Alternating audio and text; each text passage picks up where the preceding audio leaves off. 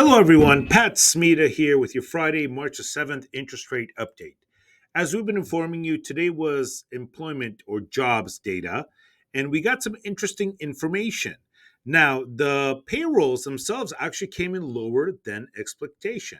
The market was expecting about 160,000. They actually came in at 151,000.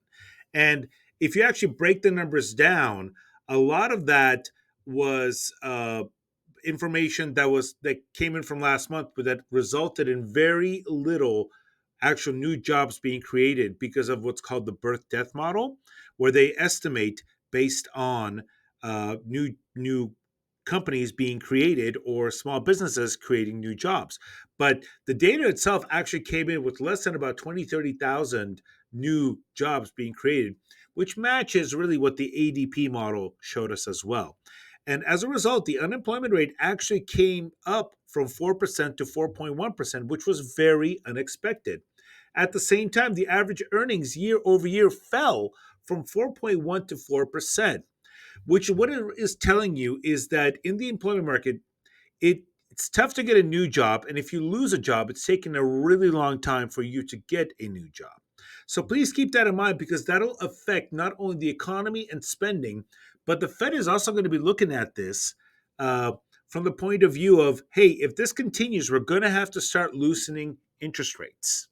Now, the other part, what you saw today was even though the market opened up very high, toward the end, the Fed kind of tempered everything by saying that we need to see more information. We need to see more examples of the of the employment market slowing down before we can cut interest rates. And that kind of tempered everything because up until that point, the market went from expecting one interest rate cut to potentially up to three interest rate cuts. But the Fed kind of poured cold water on this entire notion because of the fact that they don't want to move too early and they want to make sure that they have enough data before they cut interest rates.